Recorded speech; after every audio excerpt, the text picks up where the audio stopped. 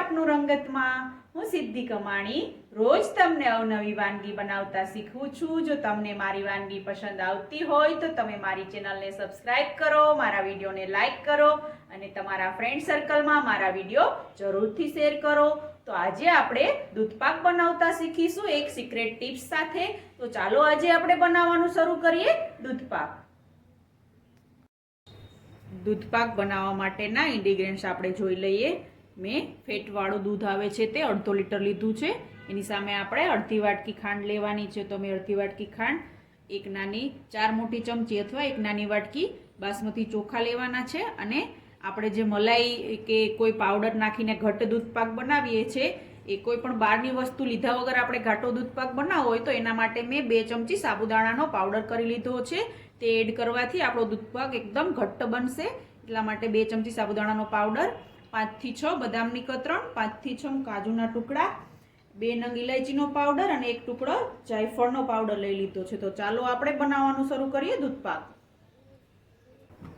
દૂધપાક બનાવવા માટે આપણે એક જાડા તળિયાવાળું કોઈ પણ વાસણ લેવાનું છે। મેં એક કડાઈ લીધી છે, પેન એને ગરમ કરવા માટે મૂકી છે। તો હવે આપણે એની અંદર જે દૂધ છે તે એડ કરી દેવાનું છે। બધું જ દૂધ આપણે બધું જ દૂધ એની અંદર એડ કરી દઈએ। ગેસની ફ્લેમ મીડિયમ રાખી અને દૂધપાક બનાવવાનો છે, જેથી તળિયે ચોટે નહીં અને આપણો દૂધપાક એકદમ ટેસ્ટી બને।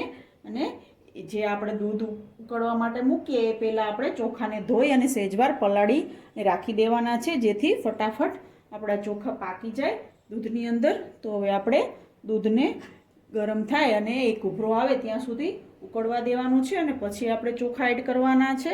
તો હવે આપણે દૂધને હલાવતા રહીશું અને દૂધમાં ઉભરો આવે ત્યાં સુધી આપણે એને ઉકળવા દઈશું। તમે જોઈ શકો છો આપણું દૂધ ઉકળી ગયું છે। તો હવે આપણે એની અંદર મેં ચોખા ધોઈને રાખ્યા હતા તે આપણે એડ કરી દઈએ અને ગેસની ફ્લેમ મીડિયમ રાખી અને આપણે ચોખાને પકાવી લઈએ। ચોખા વ્યવસ્થિત રીતે મિક્સ થઈ જાય એટલે આપણે એની અંદર જે સાબુદાણાનો મેં 2 ચમચી પાવડર લીધો હતો તે પણ એડ કરવાનો છે। તો આપણે જે મેં 2 ચમચી પાવડર લીધો છે તેની અંદર કાચું 1 ચમચી દૂધ એડ કરી અને ચમચી વડે મિક્સ કરી અને પછી એડ કરવાનો છે, જેથી એ અંદર એની ગાંઠા ન પડે અને એકદમ મિક્સ થઈ જાય। તો મેં એની અંદર 1 ચમચી દૂધ મિક્સ કરી અને રેડી કરી લીધો છે। તો હવે આપણે એને પણ એડ કરી દઈએ અને ધીમો ગેસની ફ્લેમ સ્લો રાખી અને ચલાવતા રહેવાનું છે। તો હવે આપણે એને ગેસની ફ્લેમ સ્લો રાખી અને દૂધમાં વ્યવસ્થિત ચોખા અને સાબુદાણાનો પાવડર પાકી જાય ત્યાં સુધી પકાવી લઈશું। તમે જોઈ શકો છો આપણા દૂધની અંદર જે આપણે ચોખા અને સાબુદાણાનો પાવડર નાખ્યો હતો તો એકદમ મસ્ત પાકી અને મિક્સ થઈ ગયો છે। તો હવે આપણે મિશ્રણની અંદર દૂધપાકના મિશ્રણની અંદર ખાંડ એડ કરી દઈએ અને ખાંડને પણ પકાવી લઈએ। તો હવે આપણે જે અડધી વાટકી ખાંડ લીધી હતી તે આપણે એડ કરી અને વ્યવસ્થિત રીતે ખાંડ પાકી જાય અને એકદમ ઉકળી જાય ત્યાં સુધી આપણે દૂધપાકને પકાવી લેશું। તો હવે આપણે આવી રીતે ગેસની ફ્લેમ સ્લો રાખી અને દૂધપાકને ચમચા વડે ચલાવતા રહેવાનું છે અને પકાવતા રહેવાનું છે। તો હવે આપણે આવી રીતે ચમચો હલાવતા રહીશું અને દૂધપાકને પકાવીશું। જો તમને મારી આ રેસીપી ગમી હોય તો તમે મારી ચેનલને સબસ્ક્રાઈબ કરો, મારા વિડીયોને લાઈક કરો અને તમારા ફ્રેન્ડ સર્કલમાં મારા વિડીયો જરૂરથી શેર કરો। તો આવી રીતે આપણે હવે દૂધપાકને ગેસની ફ્લેમ સ્લો રાખી અને પકાવીશું, જેથી દૂધપાક તળિયે ચોટે નહીં અને ટેસ્ટ પણ ખરાબ ન થાય। તો આપણે હવે દૂધપાકને પકાવી લઈએ, ગેસની ફ્લેમ સ્લો રાખી અને પકાવી લઈએ। દૂધપાક પાકે પછી આપણે એની અંદર ડ્રાયફ્રૂટ અને ઇલાયચી અને જાયફળનો પાવડર એડ કરવાનો છે। તો આપણે ગેસની ફ્લેમ સ્લો રાખી અને પકાવી લેશું।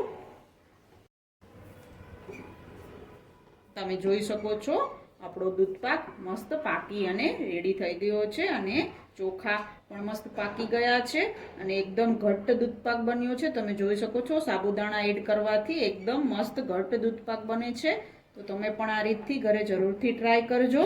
તો હવે આપણે દૂધપાકની અંદર ઇલાયચી પાવડર, જાયફળ પાવડર અને ડ્રાયફ્રૂટ્સ એડ કરી દઈએ। તો હું હવે એમાં જે જાયફળ પાવડર એડ કરીશ, ઇલાયચી પાવડર એડ કરીશ, બદામની કતરણ એડ કરીશ અને કાજુની કતરણ એડ કરીશ. અડધી આપણે રાખી દેવાની છે સર્વિંગ કરવા માટે. તો હવે આપણે બધી જ વસ્તુને વ્યવસ્થિત રીતે દૂધપાકની અંદર મિક્સ કરી લેવાનું છે અને ઠંડુ કરી અને સર્વિંગ બાઉલમાં કાઢી સર્વ કરી લેશું. તો ચલો જોઈ શકો છો તમે કેટલો મસ્ત એકદમ ઘાટો અને ટેસ્ટી દૂધપાક આપણો તૈયાર થઈ ગયો છે.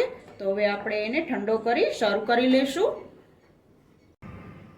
તો તૈયાર છે આપણો એકદમ ટેસ્ટી અને ઘટ્ટ એવો દૂધપાક, જે બનાવવામાં ખૂબ જ આસાન છે અને ખાવામાં પણ ખૂબ જ ટેસ્ટી લાગે છે. તો તમે જોઈ શકો છો એકદમ મસ્ત ઘટ આપણો દૂધપાક રેડી થયો છે.